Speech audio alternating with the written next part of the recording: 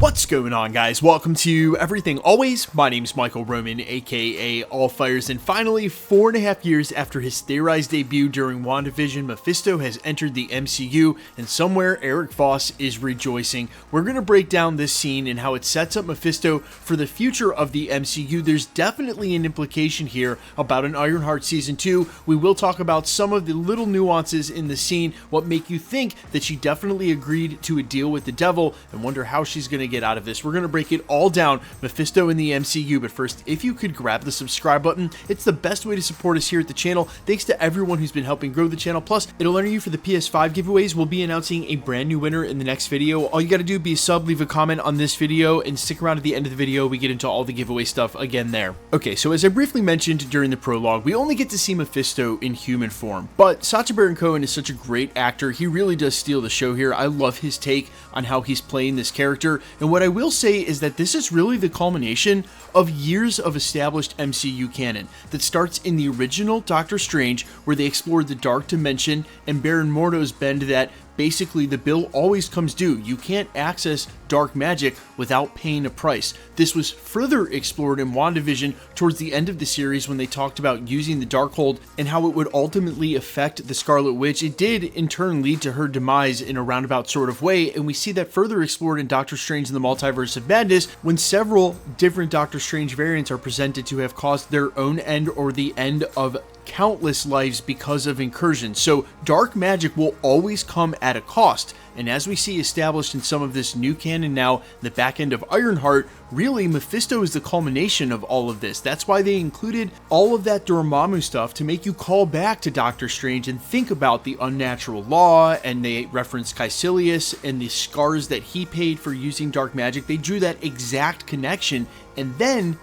capped it all off by having Mephisto laugh when Riri Williams immediately thinks that he's Dormammu and saying that Dormammu's way below him, letting us, the viewer, know just how powerful Mephisto is basically in this whole hierarchy of evil. And while I do have some qualms about how they left this open-ended, we'll also get to that in just a second, I think that basically Mephisto is meant to be that A-tier villain for a major crossover that's coming down the road, and what we've heard is a huge supernatural setup in the next saga. But first, this is what happens in the scene. We basically see Mephisto's whole MO. He's trying to figure out what she wants most to get her to make an agreement with him. He reads her thoughts, sees that it's obviously Natalie coming back from the dead, and he's giving her visions of what that would be like and extending his hand trying to get her to shake it.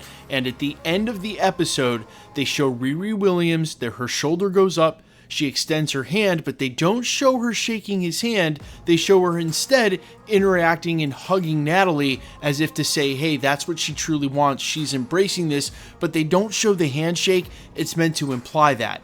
Now, here's my qualm. Here's the thing. Being a show at Disney Plus does not mean that you're getting a second season, especially recently. In fact, it means you're probably not getting a second season. Even shows that we thought would get a second season, like Hawkeye, who have reportedly even had basically the script written and they had this whole thing going and they extended offers to the villains, they haven't been able to make that go. So even though the very obvious cliffhanger that they left here makes it sort of implied that we are getting a season 2 to see whether or not she made a deal with the devil and where this goes, and the post-credit scene would seem to imply the same, I don't think we can count on anything because we know better. We know what's going on behind the scenes. I think there's a better shot than not we never get a season 2. We never get a resolve for what actually happened here. Now, the reason that I sort of have a problem with this, but you could also look at it as a silver lining, is this is not the end of Mephisto's story. So even though we didn't get to see him in devil form and wielding his powers and that sort of thing, just in human form, this kind of take on the character, this is not the last time we'll see Mephisto in the MCU. As I said, he is being set up for the supernatural corner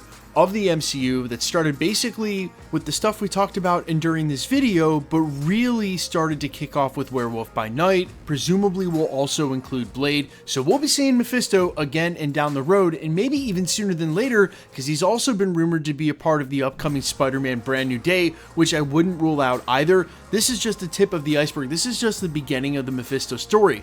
But that's my qualm, because if we never get a sort of resolution to this cliffhanger, if they don't greenlight Ironheart Season 2 and finish the story, the next time we see him might not have anything to do with this, and we'll wonder, yeah, but what happened with Ironheart? What happened about that one story when you traded the hood? Or is he just going to show up and they won't even make a mention of Ironheart? Now, more likely than not, Ironheart's story might end up getting resolved in Avengers Secret Wars and Doomsday. And I think with the same likelihood we might see her again there, they're not going to have Mephisto be a part of that story. They've got too much to focus on with Doctor Doom.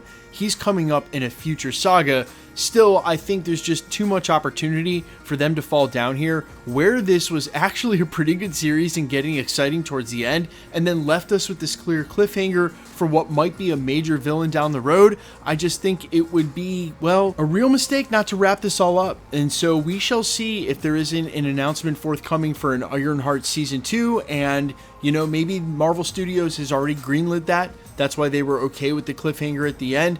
Or maybe they're going to be okay with just leaving that sort of unanswered the same way they have with several projects and during the multiverse. But something tells me, and if you guys just want my God's honest take on this, that like literally we may see Mephisto in Midnight Suns and they may never talk about the ending of the show ever again in the MCU. It's just like, it just feels like that might actually happen. But you guys let me know all your thoughts down below, both on Sacha Baron Cohen's portrayal of the character, what you thought about Mephisto's entrance, did you feel like it was anticlimactic, and what you thought about the Ironheart series as well. I actually really enjoyed it. Unfortunately, my internet hates me when I try to stream at the YouTube channel, especially when I'm also streaming video. I don't actually know what the issue is, but still, I watched all the episodes. I loved it. You guys let me know all your thoughts down below. Quickly, let's get into the giveaway stuff before I let you go. All right, we are still giving away PlayStation 5s at the channel. In fact, the next video will announce a brand new winner, and then there's one at the end of the month for the Fantastic Four. If you want to be entered to win or for any of the future giveaways,